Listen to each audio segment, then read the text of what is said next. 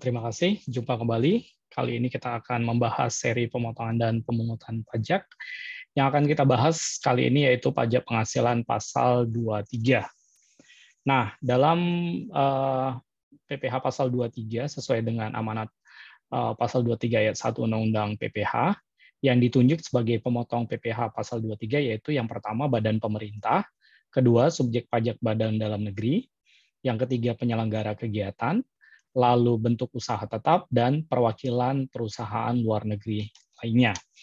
Nah, wajib pajak orang pribadi sebagai pemotong PPh pasal 23, yaitu wajib pajak orang pribadi dapat ditunjuk ya sebagai pemotong PPh pasal 23. Nah, hal ini diamanatkan sesuai dengan keputusan Direktur Jenderal Pajak nomor Cap 50 tahun 1994. Nah, apa dan siapa yang menjadi kriteria yang wajib pajak orang pribadi yang ditunjuk sebagai pemotong PPh pasal 23, yaitu yang pertama akuntan, kedua arsitek, dokter, notaris, PPAT selain camat, ya, sebagaimana kita ketahui karena camat itu ex officio adalah PPAT, maka dia dikecualikan. Tetapi PPAT yang bukan camat dia ditunjuk sebagai pemotong PPh pasal 23.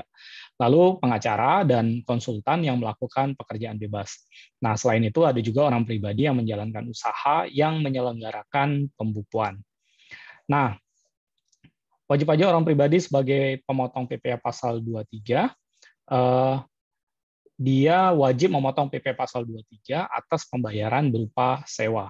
Nah, kemudian Kepala KPP akan menerbitkan surat keputusan penunjukan sebagai pemotong PPh pasal 23 kepada wajib pajak orang pribadi dalam negeri tersebut yang telah terdaftar sebagai wajib pajak. Nah, dapat kita gambarkan dalam diagram ini yang menjadi pemotong PPh pasal 23, yang pertama adalah wajib pajak dalam negeri, yang kedua adalah BUT, ya, bentuk usaha tetap.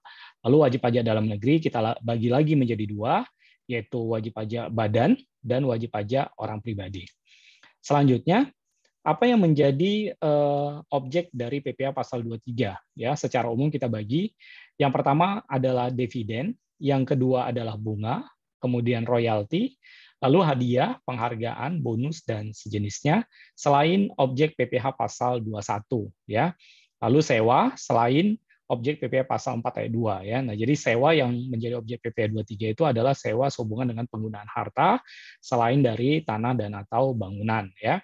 Lalu imbalan jasa teknik, jasa manajemen, jasa konstruksi, lalu jasa konsultan, dan jasa lainnya selain yang menjadi objek PPh pasal 21. Nah, apa yang menjadi objek PPh 23 dalam kategori jasa lainnya? Hal ini tertuang dalam PMK 141 tahun 2015 dapat kita lihat, yaitu jasa penilai, jasa aktuaris, jasa akuntansi, jasa hukum, arsitektur, perencanaan kota, ya, perancang desain, pengeboran, penunjang di bidang usaha panas bumi, ya, dan seterusnya. Kemudian jasa penebangan hutan, pengolahan limbah, penyedia tenaga kerja, ya, perantara dan atau keagenan, lalu jasa di bidang perdagangan surat berharga, kecuali yang dilakukan oleh Bursa Efek Indonesia, Kustodian Sentral Efek Indonesia, dan Clearing Penjaminan Efek Indonesia. Lalu jasa kustodian, ya, kecuali yang dilakukan oleh Kustodian Sentral Efek Indonesia. Lalu jasa dubbing, mixing film, ya, promosi film, dan seterusnya.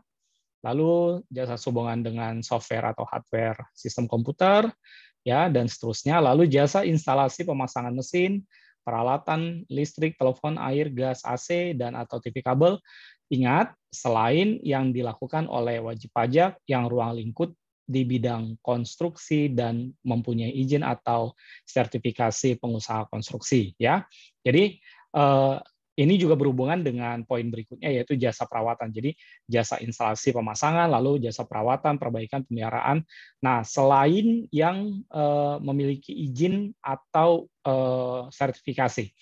Maka untuk poin ini kita kan mengetahui bahwa objek dari PPh pasal 4 ayat 2 itu juga salah satunya adalah jasa konstruksi, ya, usaha jasa konstruksi. Nah, tetapi yang menjadi objek dari PPh pasal 23 adalah termasuk jasa konstruksi. Nah, bagaimana membedakannya? Nah, yang perlu kita lakukan ketika kita ingin menentukan apakah ini dikenakan PPh final atau PP pasal 23, pertama, kita harus menentukan terlebih dahulu apakah pekerjaan itu merupakan jenis pekerjaan jasa konstruksi, ya. Ketika kita sudah menentukan bahwa pekerjaan itu merupakan jenis usaha konstruksi, maka kita harus melihat apakah penyedia jasanya memiliki surat izin usaha jasa konstruksi atau tidak. Kalau dia memiliki surat izin usaha jasa konstruksi, maka kita akan mengenakan PPh final, ya, PP pasal 4 ayat 2, dan tarifnya sesuai dengan PP nomor 9 tahun 2022, ya. Tetapi kalau dia tidak memiliki SIUJK, ya, surat izin usaha jasa konstruksi atau sertifikasi yang di bidang jasa konstruksi, maka kita harus mengenakan PPh pasal 23, ya. Jadi kita harus tentukan dulu pekerjaannya apakah itu jasa konstruksi atau tidak, lalu penyedia jasanya apakah memiliki SIUJK atau tidak, begitu. Lalu selanjutnya yang menjadi objek jasa lainnya di PPh pasal 23, jasa perawatan, jasa maklon, ya, penyelidikan dan keamanan, pembasmian hama, ya, dan seterusnya, sampai dengan pengurusan logistik dan seterusnya.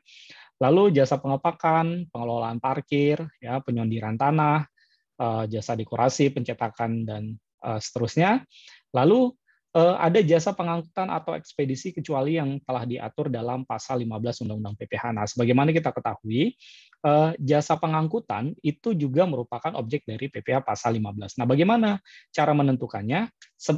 Pada bagian lain kita sudah membahas seri pemotongan PPh pasal 15, yaitu ini dikenakan terhadap penyediaan jasa pengangkutan yang dilakukan oleh jasa pelayaran dan atau penerbangan, baik itu dalam negeri maupun luar negeri, ya, dan tarifnya ditentukan khusus di pasal 15. Nah, jadi jasa pengangkutan selain yang telah menjadi objek PP pasal 15, maka akan kita kenakan PPh pasal 23. Lalu dan seterusnya sampai dengan jasa selain jasa yang telah kita uraikan di atas yang dibebankan terhadap APBN dan APBD. Nah, lalu ada yang tidak dikenakan PPh pasal 23, ya, yaitu apa? Pertama, penghasilan yang dibayar atau terutang kepada bank, ya. Misalnya bunga, diskonto, premium, dan seterusnya. Sepanjang itu diterima oleh pihak bank, maka kita tidak perlu melakukan pemotongan PPh pasal 23. Lalu sewa guna usaha dengan hak opsi, kemudian dividen, pasal 4 ayat 3 huruf F, ya. Kemudian bagian laba, ya, pasal 4 ayat 3 Undang-Undang PPh, lalu sisa usaha koperasi, lalu penghasilan yang dibayar atau terutang kepada badan usaha jasa keuangan yang diatur khusus dengan peraturan Menteri Keuangan. Nah, berapa persen tarif PPh pasal 23? Nah, PPh pasal 23 dikenakan 15% dari nilai bruto terhadap dividen, ya, lalu terhadap bunga, tapi ingat bunga selain yang diterima oleh pihak bank, ya, lalu 15% terhadap royalti, 15% terhadap hadiah, penghargaan, bonus, dan sejenisnya, selain yang telah dipotong PPh pasal 21. Lalu tarif PPh 23 itu 2% dikenakan terhadap sewa, ya, sewa sehubungan dengan penggunaan harta kecuali sewa tanah dan atau bangunan, ya. Lalu 2% terhadap jasa tertentu selain yang telah dipotong PPh 21, misalnya jasa teknik, jasa manajemen, jasa konstruksi, ya. Kita udah bahas jasa konstruksi, ya, supaya tidak redundant dengan pasal 4 ayat 2. Lalu jasa konsultasi dan jasa lainnya sebagaimana yang telah kita uraikan tadi, ya. Nah, penerima penghasilan akan dikenakan PPh pasal 23 sepanjang dia memiliki NPWP, ya, sesuai dengan tarif yang kita jelaskan sebelumnya. Tetapi terhadap wajib pajak yang tidak memiliki NPWP, maka kita akan kenakan tarif PPh pasal 23 100% lebih tinggi. Ya, nah jadi demikian pemaparan mengenai pemotongan PPh pasal 23. Semoga bermanfaat dan terima kasih.